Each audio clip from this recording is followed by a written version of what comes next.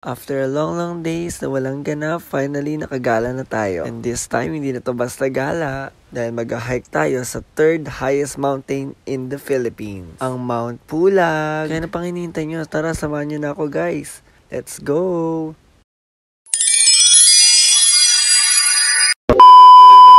Hapon na nung Sabado nung nag-empake ako ng mga gamit dahil mag-hike nga tayo for today's video. Dahil sa ilang araw na wala tayong ganap, I feel like we deserve this kind of adventure. Few weeks pa lang before that planned trip ay binili ko na agad yung mga kailangan ko for that hike. Kaya less hassle and less overthinking kasi naka-advance na agad naka-order yung mga essentials ko. And as a traveler, of course, mas mahalaga dito yung outfit na susuotin kaysa sa itinerary natin. As much as I want to pack a lightweight luggage, hindi ko pa rin na-manage kasi sa sobrang kapal ng mga jackets na kailangan ko for that hike, kinulang pa ang 2 bag para sa jackets ko. O diba? Kaya naman sa last minute ng pag-i-impake ko ay nag-struggle ako kung paano ko pagkakasyahin yung lahat ng mga yan. Kaya naman naghahanda din akong i-impake lahat ng mga gamit ko. Madami pa kasi akong gawain bukod dyan. Ito na nga pala yung mga basic hiking essentials na kailangan ko for this hike. So basically, I need 3 jackets, 3 layers of pants,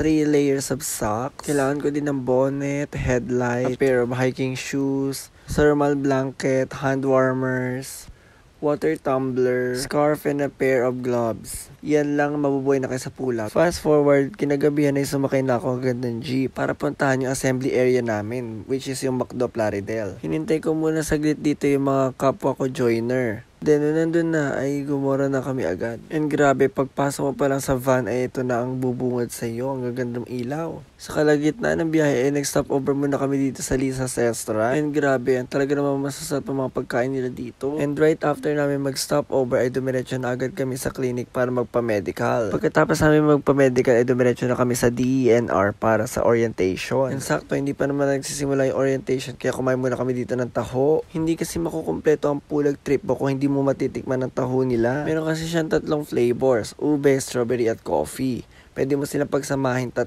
sa isang taho. Kaya naman hindi na ako nagpahuli, tinikman ko na din itong trending na taho na ito sa Mount Pulag. Tinitingnan ko pa lang ay mukha na mga sarap, kaya ito naman guys, natikman ko na rin itong trending na taho na ito. O diba, ang sarap. Medyo matagal pa yung orientation, kaya ito naman kumain muna kami ng mami sa may tapat. Sobrang solid ng mami nila dito dahil sa sobrang dami ng serving nila. Hindi pa tinipid sa recados. Kaya naman masasabi kong sulit na din. Magsisimula na nga yung orientation, kaya naman pumila na kami at ito nag-seminar na sila.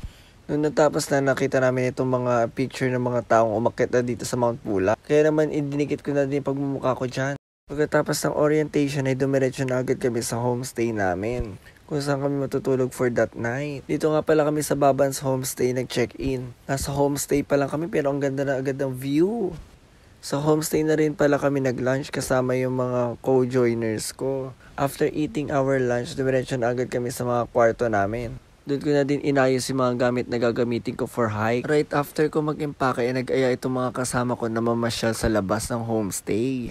And grabe, wala pa kami sa Mount Pulag ay nagpakita na itong mga sea of clouds. And syempre, sinamantala ko na rin yung opportunity na ito para ma-witness itong sea of clouds. Pumasok na kami agad sa homestay dahil nilalamig na kami, kaya ito nagkape na kami habang mainit-init pa. Ilang saglit lang ay nag-early dinner na kami. And ito na yung mga dinner namin, talong, gulay at saka yung tinolang manok. Kainan time na!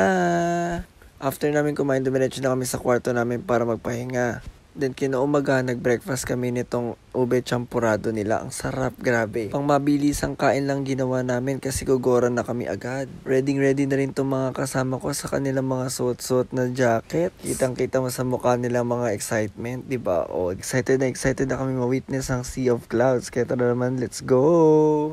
Sinakay nga pala kami sa truck ng mga baboy papunta doon sa ranger station. At ito na nga, isa-isa na nga kami binababa. O, kalma. Lahat tayo makakababa. Sa ranger station nga pala namin makikilala yung tour guide namin for that hike. Nag-briefing muna siya sa amin bago kami lumakad. Mabibilis pa kami lumakad niyan dahil mahaba-habang oras ang lakaran ang gagawin namin ngayon. Narating namin ang unang stage, ang Camp 1. At ilang oras na lakaran ay naabot namin itong Camp 2. Ilang oras na lakaran ulit ay naabot namin itong camping ground ng Mount Pulag. Medyo kinakapas na ako ng hininga kasi manipis na dito yung hangin. Samahan pa ng pagod sa paglalakad. Pero tuloy pa rin sa paglalakad dahil ilang oras na lang ay maaabot na namin yung summit. Habang papalapit na kami sa summit ay tanaw na namin yung liwanag sa taas. Hudi at napapalapit na ang sunrise. And finally, after a long hours, nasaksiyan na namin ang sunrise dito sa summit. Hindi pa rin ako makapaniwala na masasaksiyan ko to live.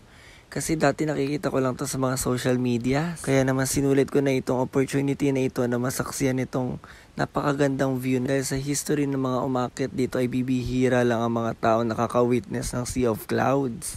Usually kasi inaabutan sila ng ulan. Kaya naman we're fortunate enough to witness this kind of Sea of Cloud. And also we're fortunate enough kasi nakaakyat kami ng safe. Kaya naman super breathtaking experience ito. Nakaka-proud din sa sarili na naakyat ko itong third highest mountain sa Pilipinas. Pagbaba ko sa bundok ay sumakay ako na itong habal-habal. And I guess that's a wrap for this video. Kaya naman i-follow nyo na yung mga social media accounts ko guys. So keep you updated sa mga latest videos ko. Goodbye guys!